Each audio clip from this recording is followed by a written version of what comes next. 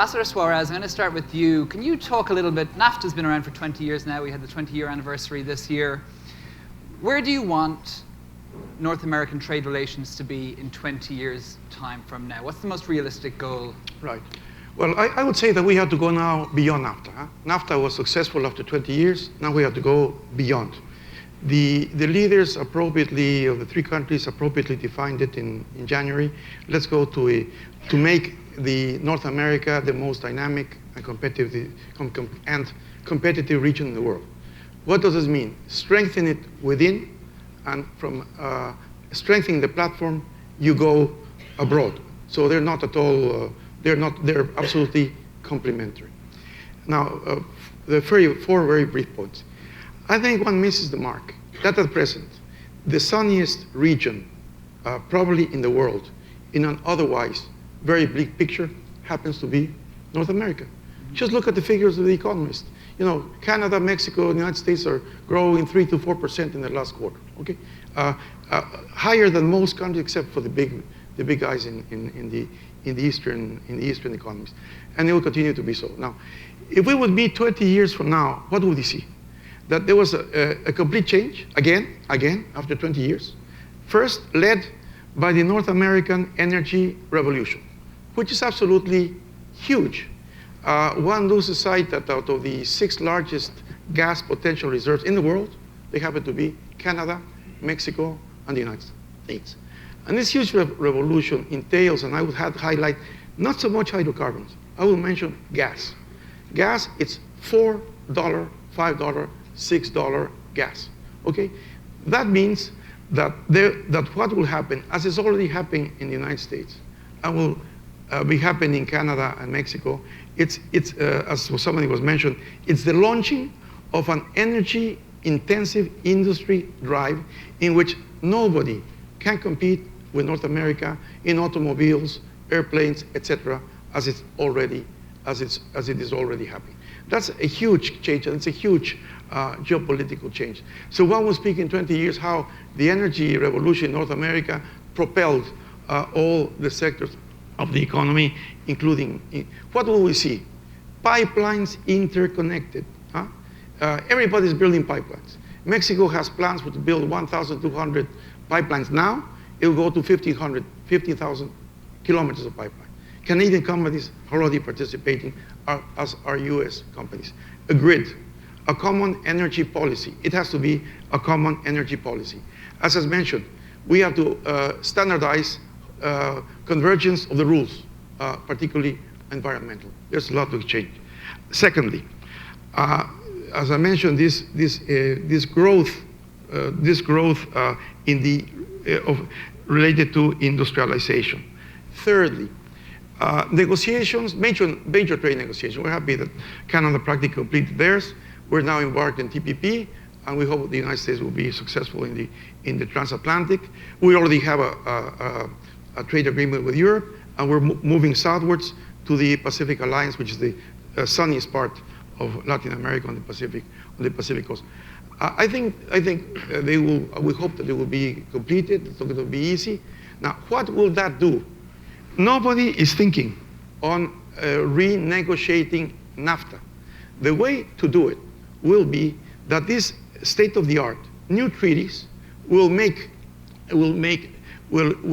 revamp, bring up to date NAFTA in the best way it can be done. Eventually, when all these treaties are made, it will drive us to a new level. And what will happen is there has to be some sort of convergence clause so they're not mutually inconsistent. The so-called spaghetti bowl that can very well happen. There has to be a convergence. And we have to be very careful that specific agreements do not undermine what has been accomplished in NAFTA. For example, there's now the danger that there might be a specific bilateral agreement between Japan and the United States that will undermine the value chains that have existed in North America in the case of the automobile sector. And finally, we have to work at topics which are not discussed in NAFTA, and to some extent have been discussed in the European Union, which is working together at innovation, which means university, firm, exchanges of science, intelligent labor mobility. There are huge sectoral imbalances, excesses of requirements of engineers somewhere, of scientists on the other side. We have to work at that. And very importantly, I think that we have to work, I go beyond the two, North America is 3 countries. The Economist very clearly puts it, it's a section of North America that involves the 3 countries. Geographically, it's 3 countries. Yeah. And I think here we're trilateralists, okay? We would be missing out if we start, to going back 20 or 30 years ago to see it as a bilateral relationship. We are not competing bilaterals. It's a very good phrase. Trilateral where we can, some issues, bilateral where we must. There's amazing what you have to do. So I will conclude. We have to work at the borders. The border infrastructure is 19th century. The border rules are very old.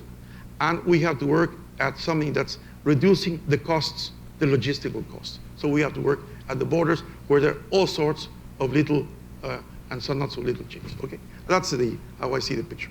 Yeah. Let me just say, I agree entirely with Ambassador Suarez that North America as a unit, as a geographic entity, it has to be amongst the most favored in the world. In terms of our geography, we have north-south, we have all the climate, we have incredible agricultural resources, we've got enormous energy and mineral resources, we have well-developed capital markets, we have, generally speaking, respect for the rule of law and governments that are stable. We are in a militarily secure area, thanks to our neighbors to the south. So that North America is extraordinarily favored as a union or as a unity in the world. Now, we obviously have our challenges, as the ambassador pointed out. I'd say 3 basic sets of challenges. The first is what I would call the trade border syndrome. And that is trying to find the right balance, moving goods and people, labor mobility is very important in this, and with respectable security or with appropriate security. Trying to find that balance is still very much a work in progress. The second set of challenges is trying to figure out how to deal with the energy environmental syndrome. Keystone obviously is on the minds of many people in this room, and that is part of this question as to how can we ensure that North America contributes to mitigating climate change, but at the same time can develop its extraordinary capacity and energy, and there are complementarities here as well amongst the 3 countries that could be harnessed and make us, as a geographic entity, self-sufficient in energy. And the third is essentially the whole question of security in North America, dealing with threats to North America, some being illnesses like Ebola, dealing with that as a trilateral arrangement, threats in terms of counterterrorism and so forth. And these are areas also that as North Americans, Mexico, Canada, United States, we have to work together on that. So from my perspective, I used to be a bit of a skeptic when I was in the business at the turn of the century as ambassador in Washington, and when the border suddenly became more difficult between Canada and the United States, I was in there really promoting and defending Canadian interests and saying, okay, we've got to get a special border accord with the United States. And I was saying, Mexico, they've got their own problems down there. We have better sort of mature, established relations with the United States, and so let's go ahead. I've changed. I have to make a public confession now, Ambassador, that at this point, I think with the increasing importance of Mexico economically, with its maturing institutions and so on, that we can work trilaterally on securing a perimeter border, which by the way, used to be a toxic word in Canada. So I think there's a great future for trilateralism. There are the challenges, and I'll just finish by saying that the previous panel talked about diversification from the United States. To me, that's a bad term because it suggests that we're mutually exclusive. We're trying to take something away in our trade from the United States. I rather look to say North America should be a platform to export beyond North America. And the great advantages that North America has is that we make things together. When we're trading with Asia, generally speaking, we're outsourcing or it's classical trade. When it's a North American trading with the rest of the world as a manufacturing or as an export platform, It's making things together. About 40% of the exports that Mexico brings into the United States have derived from U.S. exports into Mexico.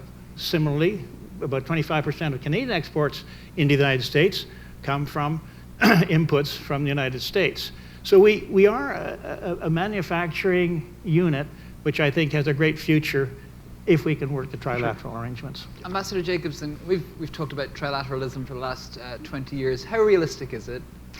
Well, when I first got to Canada back in 2009, my sense was that every hour that we spent talking about the trilateral relationship was an hour that, whether it was the Canadian government, Canadian business leaders, perceived as an hour that they weren't talking about the relationship that they really wanted to worry about, which is the relationship with my country.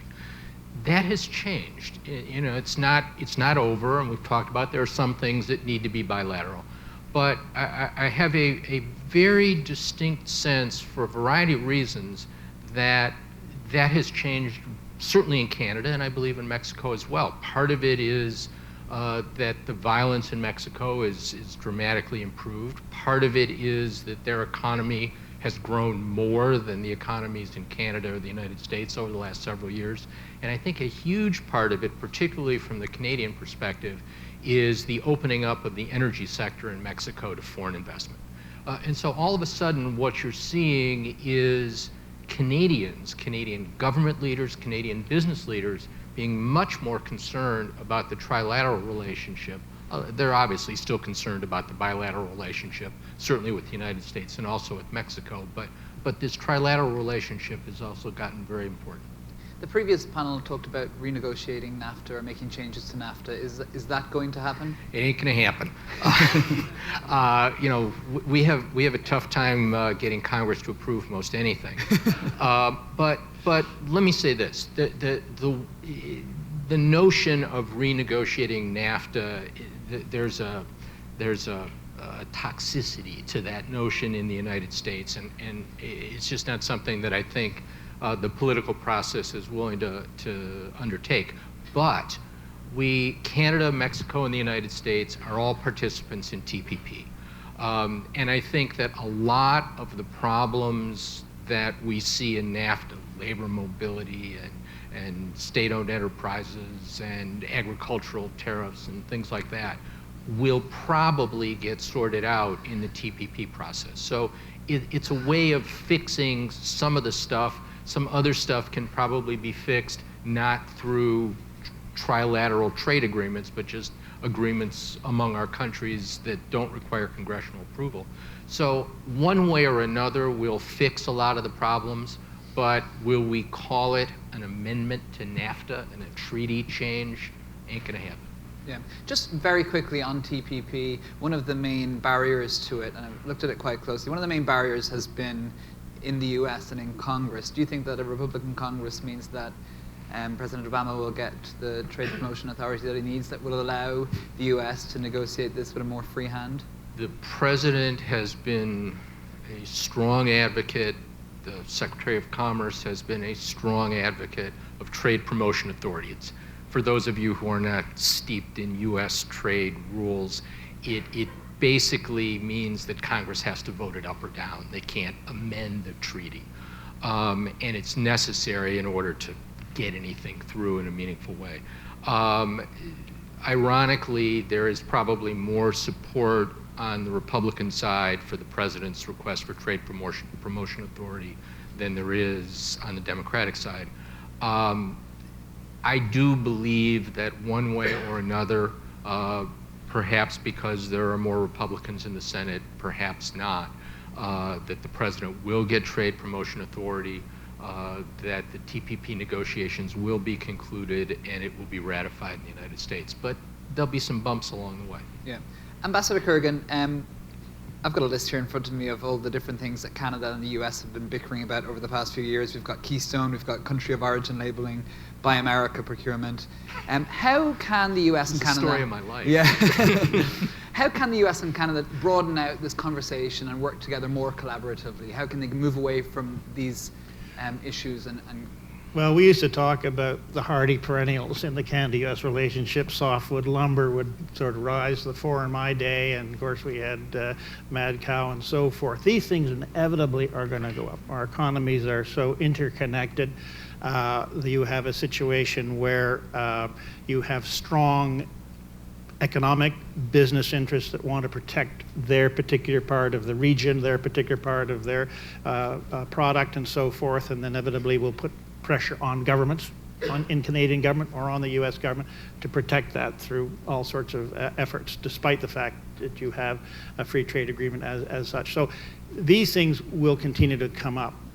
How best can you try to deal with them? Inevitably, the relationship between the two federal governments is very important, starting with the heads of government. And while one often thinks of the President of the United States strictly as being in security terms, he also has a lot of influence in terms of economic relationships through the implementation of regulatory authorities and so forth, which can be quite damaging to Canadian exports if the regulations go in a way that's not supportive of the export. So I think it's important that we have good relationships between our two heads of government. Increasing. Can I interrupt for a moment? Just on that point, Canada has an election next year. Do you think that a change of government would be a good thing or a bad thing for U.S.-Canada relationships? I was appointed by Jean Chrétien as ambassador to Washington. I know.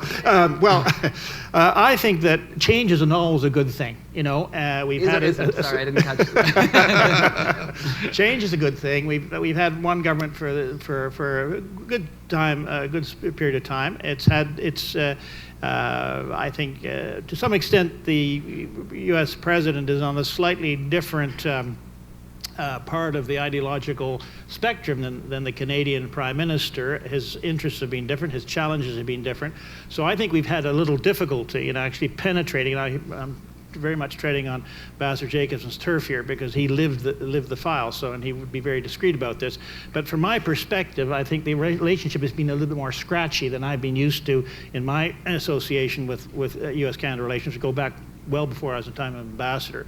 Having said that, I think a new prime minister, and we don't know who that would be at all, would probably want to turn a page, and also dealing with a president at this point who's probably a year away from their own demise, as you will, and it would be very important to see who becomes a new president of the United States.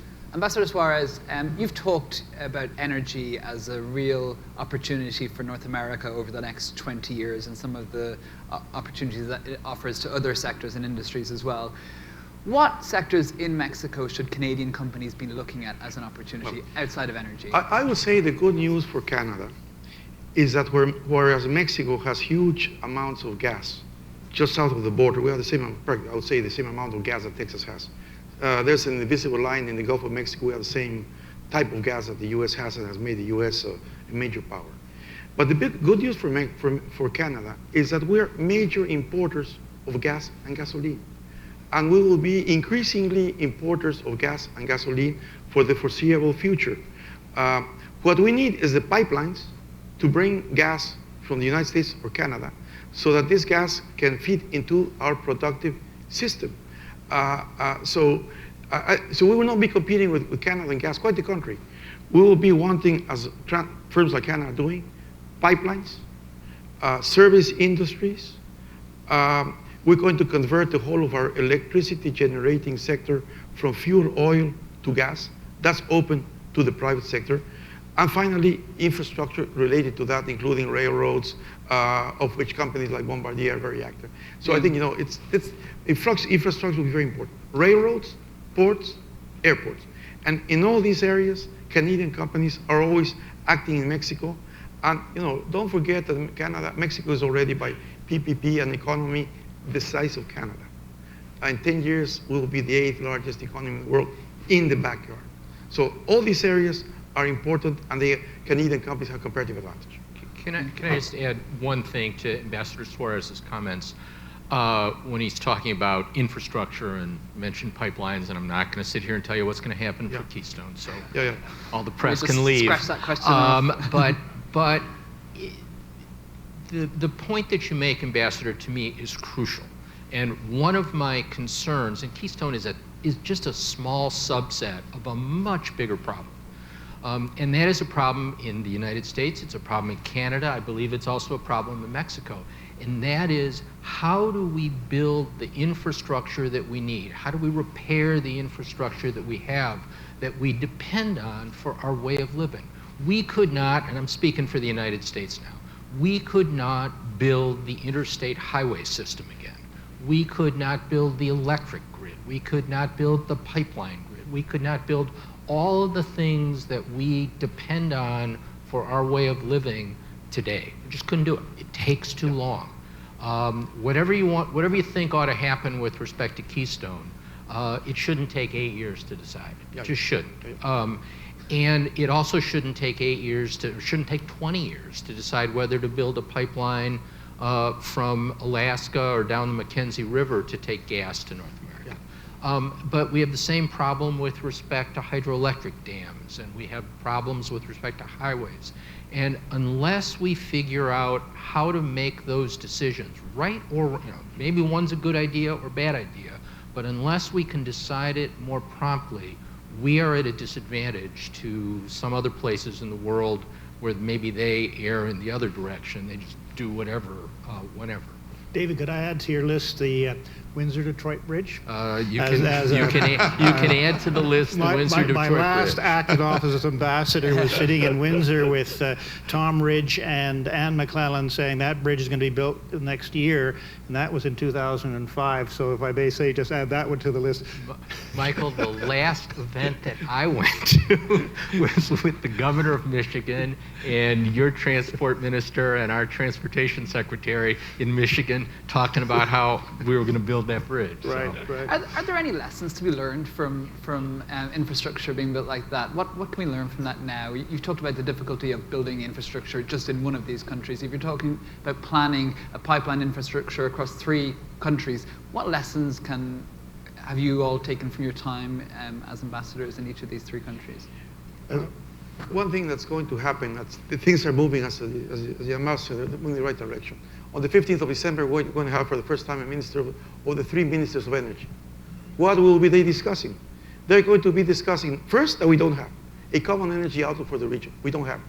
Secondly, to start planning, a long range, how we are going to interconnect all our infrastructure. That has not been done. And gradually evolve to a common energy policy. So I think that's one of the things that is going to happen, and you need to have certain elements of planning between the public and the private sector to do this. You talk about a common energy policy, but Canada and Mexico have had a falling out in recent years about visas. Can you talk a little bit about? I mean, if relations are bad, does that affect every other sector? Well, I'm glad I can add a point to the Santa Claus list. Huh? Yeah. It's Keystone, it's the Detroit Bridge, and for us it's obviously visas. That's my main Santa Claus list. Now, there's been some progress. No, the 3 leaders agreed to have a trusted traveler program, which is a good thing. Is to interconnect Nexus and Global Entry and the Mexican Sentry program. That's a good thing. They're done something to expedite it, but I think it's a major irritant. There's a major document produced by our friends from the Canadian private sector, the Canadian Council of Chief Executives, the Canadian exporters and importers, the tourist associations, all of them are saying this is a major irritant. There are security issues, but maybe to tackle maybe 1,000 security issues, you're penalizing the possibility that tourists from Mexico to Canada would jump from, they drop from 300,000 to 150,000. They could be in the million range. And are bilateral relations between Mexico and Canada, are they getting any warmer? Has there been any improvement? If you were to give it a mark out of 10, what would it be? Well, it's it depends whether it's winter or summer. Huh? It's, winter or summer. So as a season, depends whether it's winter or summer. No, I think we're acting. I think it's true of the 3 countries. Huh? We're really acting up on a very broad front. If we got the 3 leaders to meet a year or 2 years ago, they would say, I have something important to deal with. Now they meet. They meet bilaterally and trilaterally. I think things are going well because I think these issues that are, the energy issues, the infrastructure, dealing with the border issues, I think it calls for a very broad agenda. We have to deal with agricultural issues. We have also some issues in agriculture, but I think we're moving forward. Like there are a number of items, but we're moving on a broad front. And as I mentioned, I want to underline that if you see Brazil going in recession, Russia going in recession, Europe, I won't speak about Europe. Besides some of the Asian countries, the sunny spot now and increasingly of the world economy is North America. So we have to work together. Could I just, sorry, go ahead. Go ahead. I was just going to say, one of the most important things that I think government officials in any of our three countries can do, certainly diplomats can do, is to try to not get obsessed with these irritant things. They're important, and I understand they're important sometimes to individual industries, to regions, to whatever. It's not that we shouldn't address them, but we shouldn't let them cause us to lose sight of the rest of the relationship. And I'm more familiar with the U.S.-Canada relationship than I am the U.S.-Mexico relationship, but what I used to always say when I was the ambassador, and I really do believe it is true, is that there are no two neighbors anywhere in the world who would not trade their problems for our problems. And I don't think we should ever forget that yeah, we got problems, yeah, we need to build a bridge, yeah, we got a pipeline issue, but most fundamentally, we are closer than probably any two countries anywhere. Yeah, and I think some of the emphasis tends to focus on the disagreements that make for more interesting fodder. It's like everybody always analogizes it to a family. We just had our Thanksgiving holiday, and there was actually an article in the New York Times about arguments among families on Thanksgiving. These little things, you never forget them, and you keep bringing them up. But the fact of the matter is, you love each other, I guess. Joe, you asked about what can you do in terms of infrastructure. Well, why do we have these problems? What can you do to fix it? Well, Ronald Reagan once said the worst sentence in the English language was, "I'm from the federal government and I'm here to help." But in a funny way, on these sorts of files, leadership is absolutely essential.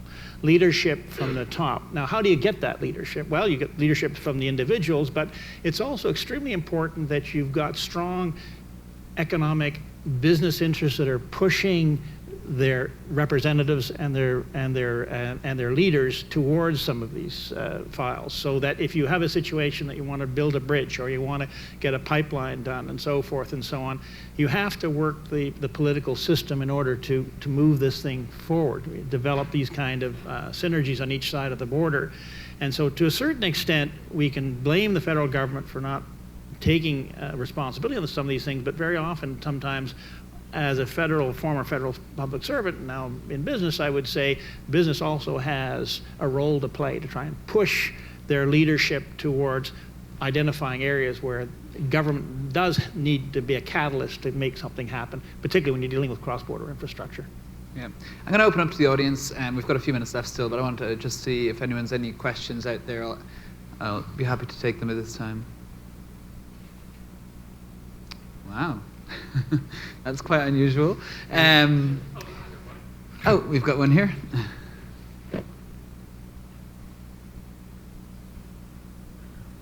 Thank you for an excellent session, John West.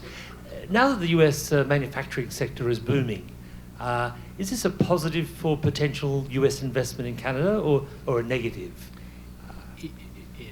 If it's to me, it is a positive in every which way for Canada. It is a positive because the markets that are open to Canadians in the United States are bigger. It is a positive because there is going to be more U.S. investment around the world, including Canada. The economy in Canada is you saw that chart up at the beginning. It is linked directly. 70-some% of your exports go to the United States. And it is linked directly to the economy in the United States. So when good things happen in the United States, it doesn't mean it's impossible to have a good economy in Canada. We saw that in 2009, 2010. but it's sure a lot easier. So I would view the strength of the U.S. economy, the resilience of the U.S. economy as a real plus for Canada. Amen. Can I also just follow up by bringing it back to the political question as well? And you said a few minutes ago that the relationship is like being in a family, but the difference here is that voters get to change the head of the family every few years. In my family, that wouldn't be a bad idea.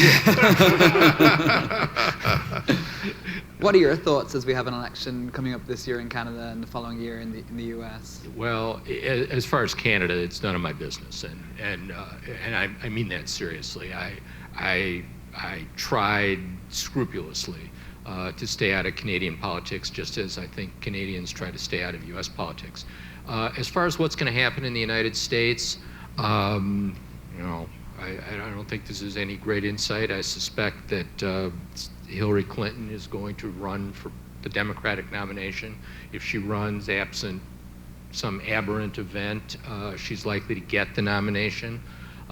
The Republican side is a little bit more wide open. If I were a betting man, which of course I'm not, I would bet that Jeb Bush is going to run and that he's going to be the nominee, although he'll have a much tougher time than Hillary.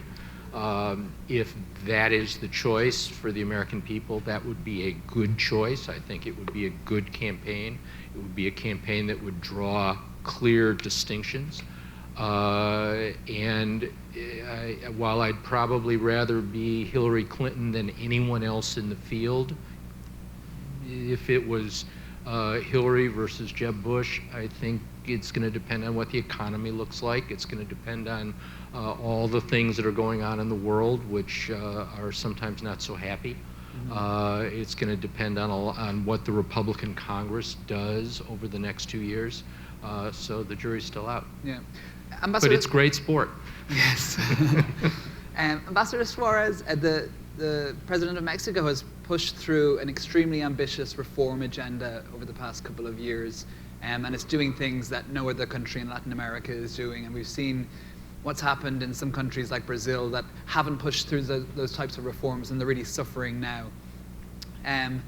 What are your thoughts in Mexico over the next few years? Do you think that he's going to be able to really implement this agenda? A lot of it's gone through, but the tough part sometimes is in the details and really implementing it. Yeah, you're right. I think the devil is in the details, but everybody was skeptical about whether it was going to be possible.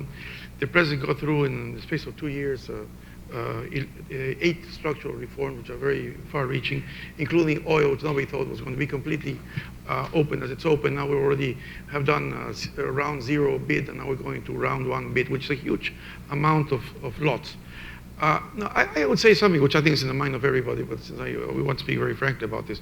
Now, I think the reform agenda in the economic side is there. And I think that should pose us to, because of the investment, again, infrastructure, all sorts of infrastructure, it should drive us to rates of growth of 4.5%, even 5% per year. What's the problem that we now have? The problem that we now have, for a variety of reasons, I think, and I think it shows how open and democratic the Mexican is now. I think there's now a big uproar in Mexico, I think justifiably so, about, you probably have seen in the papers, the very sad disappearance of 43 students that happened. It was a very focalized area. It's in the high mountains of Guerrero. It's not something that affects the broad of the country. But the president has it. We have security problems in some part of 4 states. So that, you're not, discussing about going to Mexico. You can go to the beaches. I think the problems are in Tamaulipas. The problems are in Michoacán. The problems are in Guerrero, not in the beaches. They're in the mountains. There are cities which are very small where there's a problem now. But the president has gone as regards to this, and he got a sort of a nice signal. You have to work well at how you do the bidding processes. There will be lots of money, huge. The Mexican City Airport, 10 billion. They're huge. So now what the president will be working is the next set of reform, which Mexican society is demanding, and he started last week. You have to start in reinforcement of the state of law, which means attacking impunity, attacking corruption, attacking conflict of interest, and obviously security. Those are very difficult issues that we've seen not only in Mexico, they're prevalent in all sorts of countries, including advanced countries. So those issues are there. That's the next stage. Yeah. So the government has to act on those so that the political, the security does not affect or does not derail the economy, which we're going very well. So that's the next stage. And unfortunately, we don't have a presidential elections until 4 years from now. So no betting from you then. So there will be a congressional election. So I think the government can work in these issues, which there's widespread support on the public. That's what we have to work at. Well, we'll all be watching to see the implementation of the structural reforms very closely. And we have another question over here, if we could get the microphone, and then another one at the front here. Just here, please.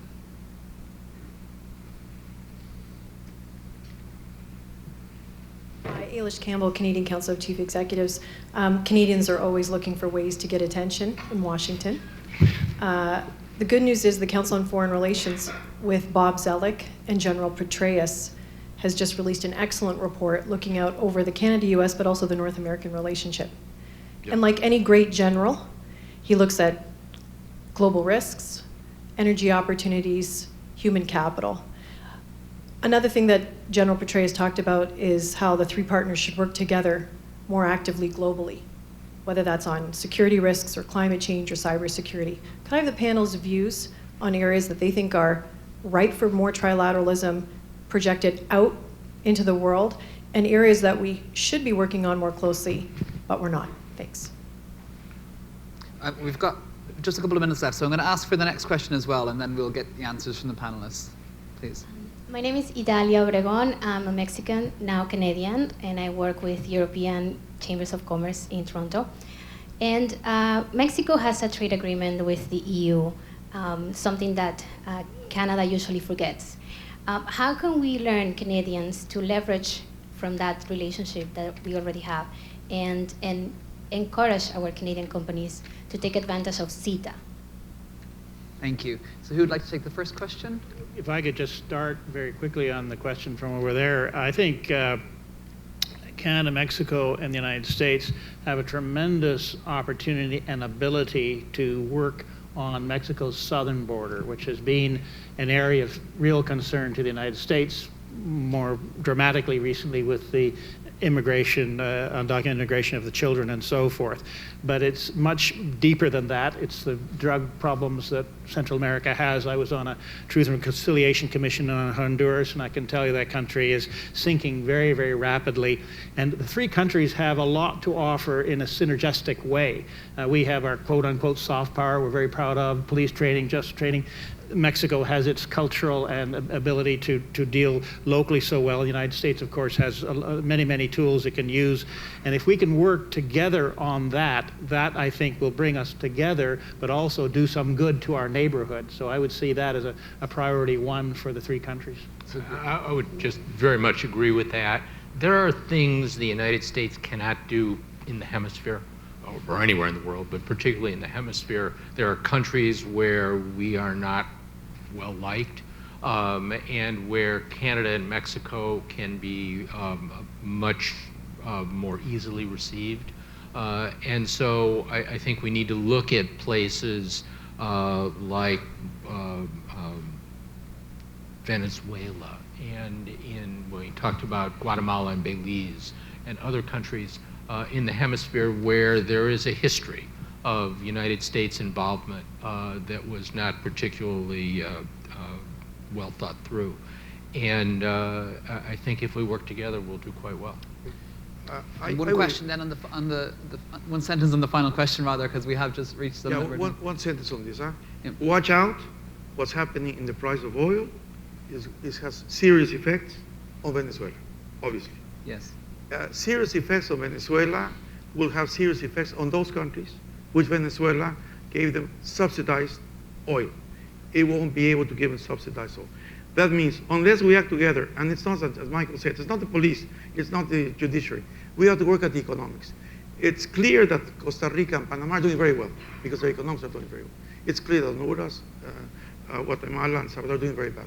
If we don't help to get the economics in order, and there's this vacuum left by Venezuela, we're going to have problems that can contaminate the markets.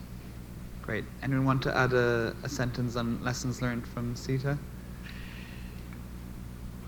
I think that there has to be, I think as was been mentioned here, on the question of CETA, I think there's a number of second-generation trade agreements, and I think those second-generation trade agreements, which are putting new issues into the table, will lead to the eventual revamping and adjustment of NAFTA, so that it improves because it has aged. So you need, to marry a nice girl that revamps it to new stages.